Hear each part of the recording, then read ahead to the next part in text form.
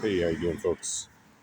It is the 30th of April, 2025, coming to you live from northern Israel, and got a lot to say. So, here in Israel right now, it is HaZikaron, which is Memorial Day, Remembrance Day, and that is a holiday similar to Memorial Day in the U.S. in the sense of it's a day when we remember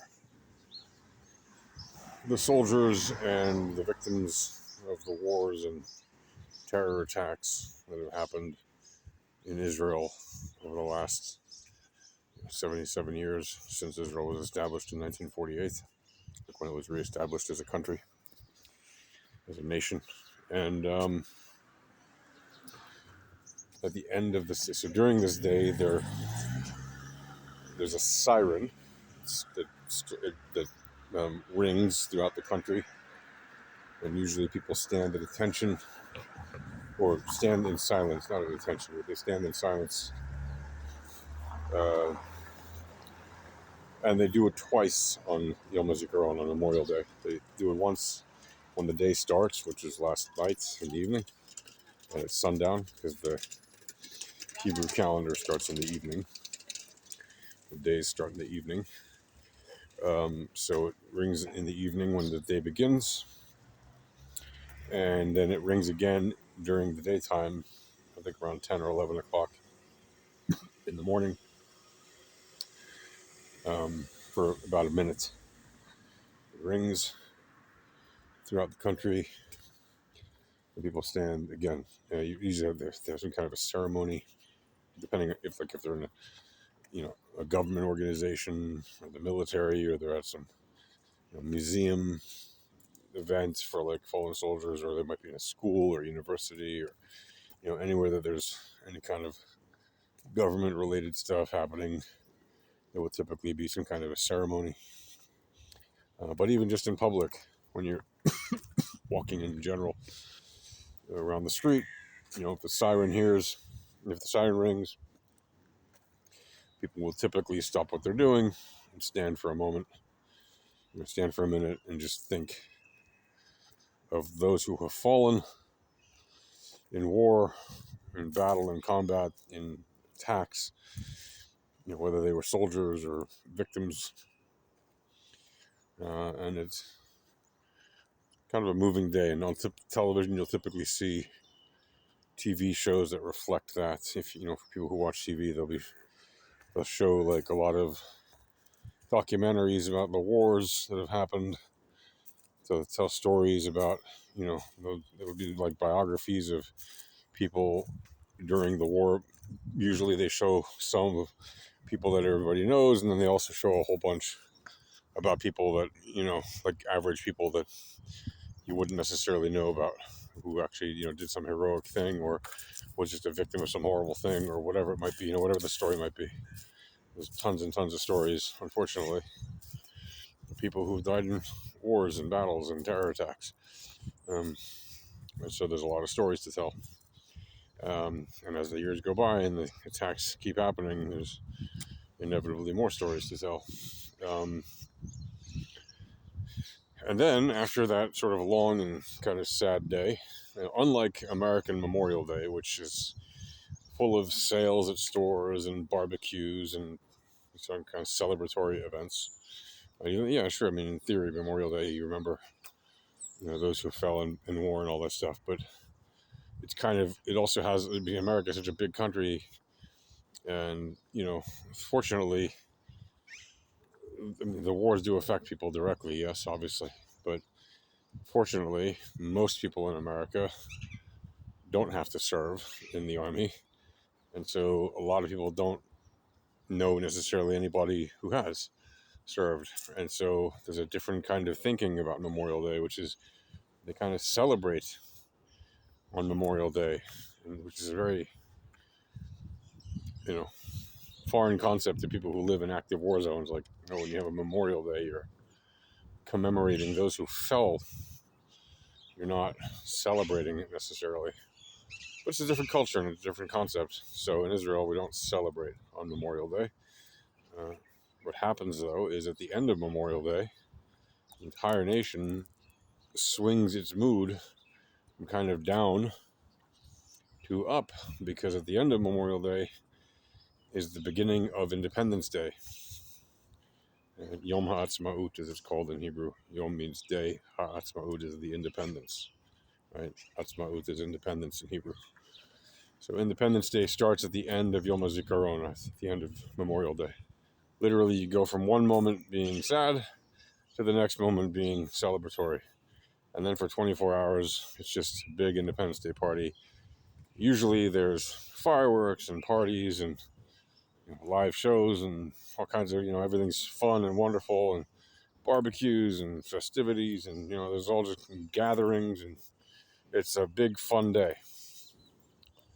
However, of course, we live in a time when we're in a war right now, like an active one, with many different countries around us shooting things at us constantly, but mostly nowadays coming from Gaza. And still occasionally, but not often, we still have something being fired at us from crazy people in Lebanon. They've mostly stopped that since the ceasefire went into effect, but, it still does happen occasionally. And, of course, occasionally we still get attacks from the Houthis, almost pretty regularly at this point. And occasionally we get some crazy people in Syria trying to attack and trying to approach Israel and attack, but nowadays they actually are mostly approaching the Israeli soldiers who are actually in parts of Syria, because when the Assad government left, they left a huge power vacuum, and Israel said, well, we're going to take a little buffer zone there because we're not going to let a bunch of terrorists, which is what HTS is, and they're the group that took over Syria. We're not going to let a bunch of terrorists take over all these, border posts literally right next to the Israeli border, because for all we know, they could be crazier than the Assad regime, and the Assad regime at least was, as bad as they were able to maintain the armistice or ceasefire agreement lines. And for the most part, obviously they would shoot over with cannons and stuff occasionally, or shoot rockets or whatever. They would allow Hezbollah to shoot rockets over the border occasionally, but usually they wouldn't attack Israel most of the time. I say most of the time, yeah, but they still did sometimes. And since the 1973 war with Israel, during the Yom Kippur War, when Syria had made, caused some pretty big damage in Israel, since that war and since that ceasefire and armistice agreement, Syria has not tried to actually do a full land invasion of Israel, for many reasons, one of which is they know that they don't have the upper hand. And the Assad regime did not have the upper hand militarily, and they knew it. And after 1973, the kind of military in Israel got a lot stronger because of various reasons, technology and all that kind of stuff. Different thinking, a different approach to defense. In some ways, some people would say, well, it actually didn't get stronger, it got weaker because we relied too much on technology. But the point is, for decades and decades, Israel had the upper hand because of the technology and because of other resources and strategic thinking and all that kind of stuff, and a better economy and all that, which helped, of course, keep Israel thriving while the Syrians were struggling because they have a terrible economy. And why do they have a terrible economy? Well, because when you have a dictatorship, usually your economy goes to hell. And when you have groups like HTS running anyway. So the one question that people ask is, what do you do if there's a siren of like a real rocket attack during a siren when people are standing, like for Memorial Day or for the Holocaust Remembrance Day that was last week? It's a good question. So there are different sounds for the different types of sirens. So the ones that are for the Memorial Days are typically, when the siren goes up, it reaches one note and it stays at that note for the entire time, and it doesn't waver from that note, that frequency, whatever you want to call it. And then for rocket attacks, if a rocket attack were to happen during that time, it would be a siren that goes up and down, like an ambulance siren or a police siren. It goes wee, wee, wee, like that kind of thing. The sound goes up and down in terms of the frequency or the notes or whatever. So that's how you tell the difference if there's a real rocket attack in any given area, while there happens to be a Memorial Day or Remembrance Day siren going off at the same time. Is it possible, is it even likely, that Israel will be attacked during Memorial Day or Independence Day? Well, yeah, last year we certainly were. We were attacked during Memorial Day and Independence Day by rockets from different directions. So it is entirely possible. Unfortunately, it has happened, and I would not be surprised, unfortunately, were it to happen again. Do I expect that it will happen? Look, there's always the possibility, but you don't walk around thinking about that all day. It's just, as always, like anything else, when things happen, you have to deal with them.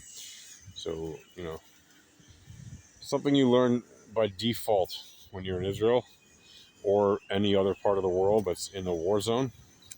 Even if you don't necessarily feel the war zone actively in your daily life, like you don't see soldiers running around you shooting at each other because you're in some city where there isn't ongoing fighting, like on a regular basis.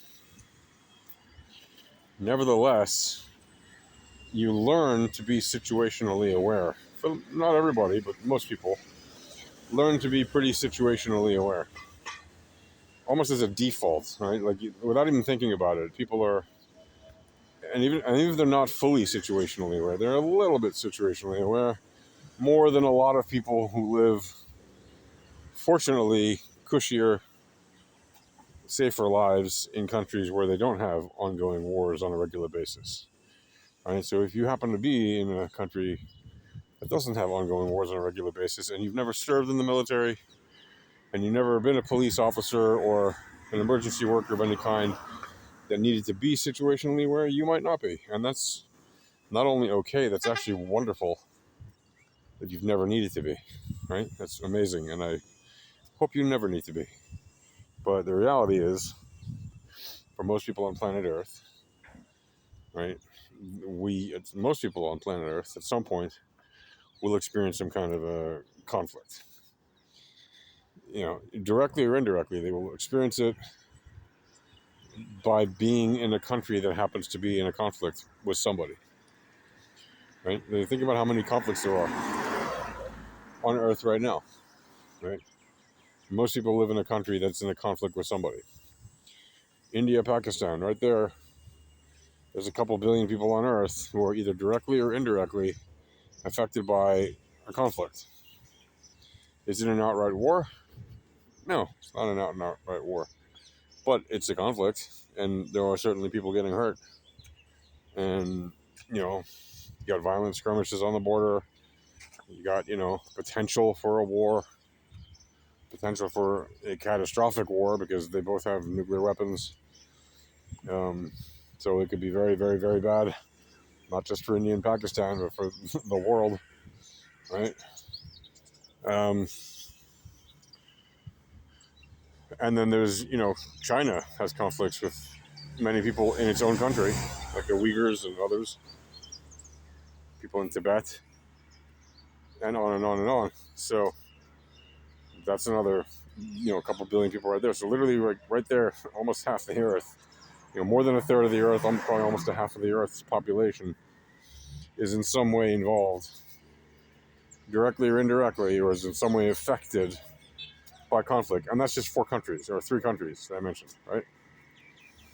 And then, of course, you got the United States, which is almost always involved in some kind of conflict, right? That's another like 400 million people, whatever it is, that are affected directly or indirectly. Again, you might live in the U.S. and not know anybody in the military, right? But seeing that the U.S. is constantly in wars, there's a fairly decent probability you know somebody in the military. You might not, right? There's a pretty good chance you don't, but there's a fairly decent chance you do. So, my point is, most people on the earth are affected by conflict in some way at some point in their life. And when that happens, it can be pretty devastating.